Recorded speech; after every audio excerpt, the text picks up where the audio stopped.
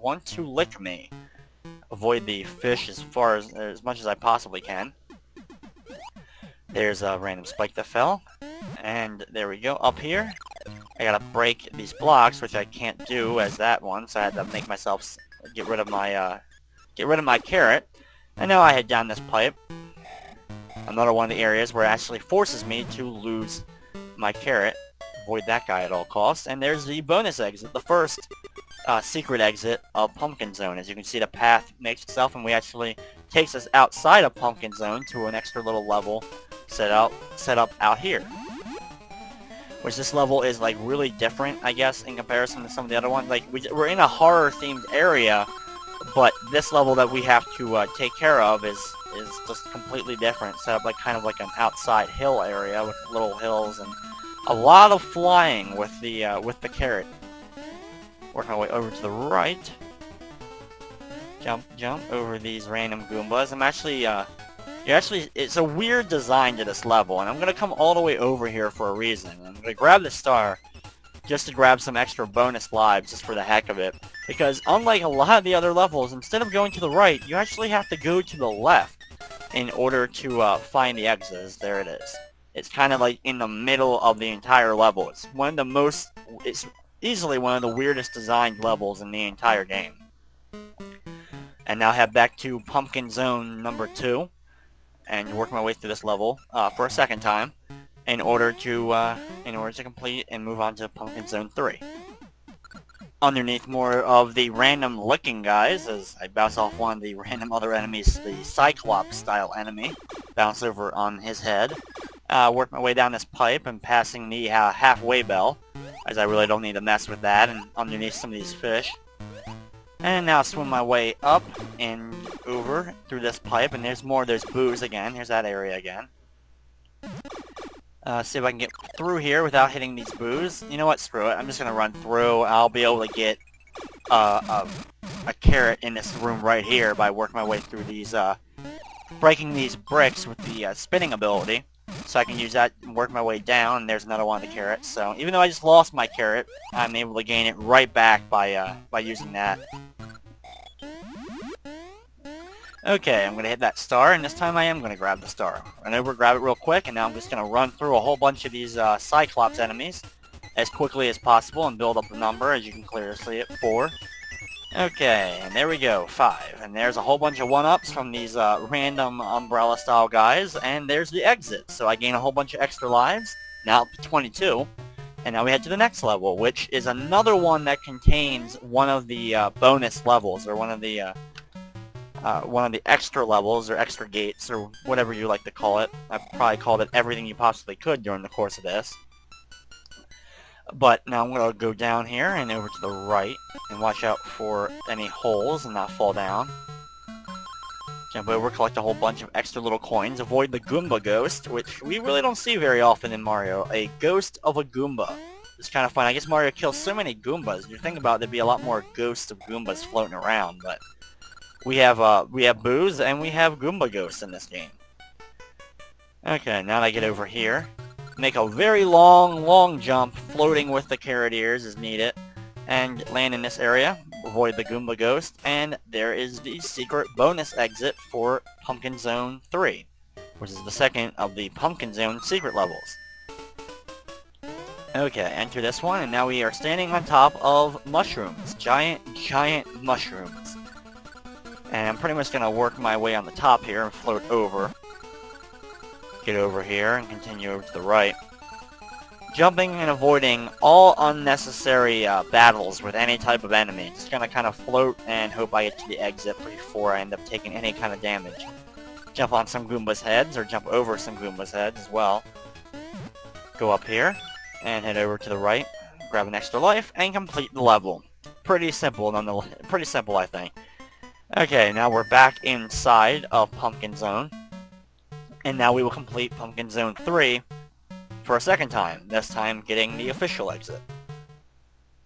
Heading over to the right underneath these invisible re-going blocks. We saw the Goomba Ghost again. Go down here.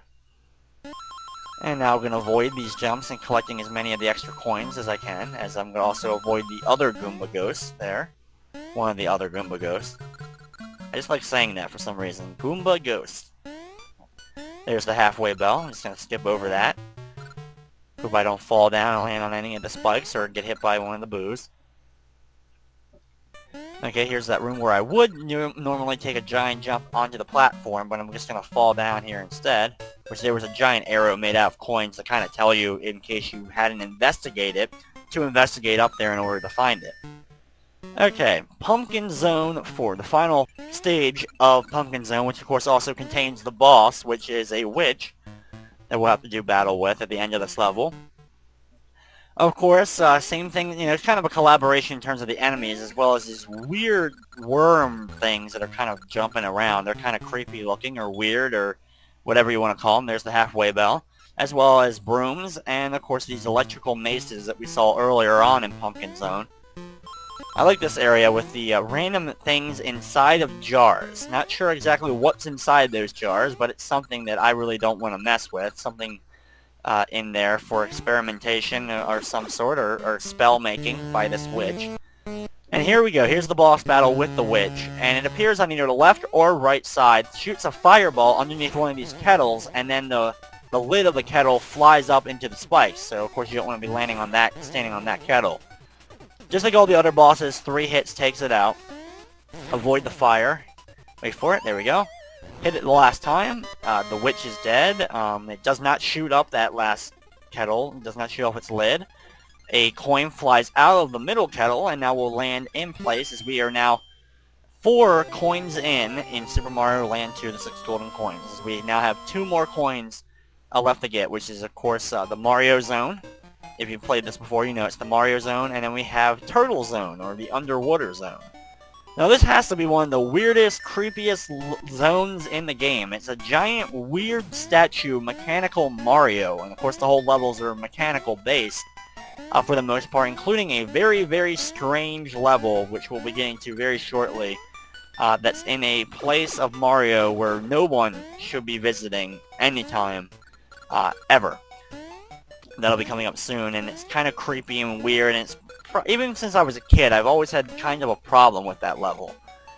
But I mean, seriously, I don't really get why Mario on his own island has a giant mechanical Mario. Now I could see a statue of some sort, but we literally have a giant, like, robotic Mario that is, I guess, waving to people as they kind of like the landmark of Mario Island, or whatever you want to call it. To signal that people have arrived, kind of like, I guess, the Statue of Liberty would be for landing in the United States. I guess the landing on Mario Island would be a giant statue of Mario. I guess that's appropriate. As I got hit by a spike, but I hit the bell, and now we, well, I get, of course, the crane game, which I'll use to my advantage and wait for it. Gonna wait for that last one to go, and now there's the fire plant. Drop it down, grab the carrot. And now I have my carrot ability right back. Okay, now we go to Mario Zone Level 2. And it's in the crotch of Mario, his no zone, or whatever you want to call it. And it's full of spherical objects or balls. Anyone else have a problem or feel uncomfortable watching this level? I mean, this is something wrong about this level in general, and like I said, even as a kid, I was like, I wonder if Nintendo's saying anything. The whole background's balls, the floor is balls, there's bears riding balls. Something about it is just either really disturbing or really hilarious, depending upon what kind of mindset you have when it comes to video games. And it has these weird spinning things as well. They're not related at any point to the joke of the level. Watch out for that bear who's spinning. I need to jump on them if I want to make it over the spikes without the carrot, but the carrot allows me to bypass that whole little extra thing. As we are now in the tie area, the chest area of Mario, or I thought as a kid, I thought it looked like kind of like on the small screen. I'm like, are we on the tongue of Mario? I always thought it would kind of look like we were on the tongue of Mario. Just kind of a worthless information there. And I have to use these black objects in order to float myself up through the many chain links that are set up. Watch out for some bullet bills that are going to shoot out at me. Some very large bullet bills at that. and jump over and kind of float through whatever I can and ride this conveyor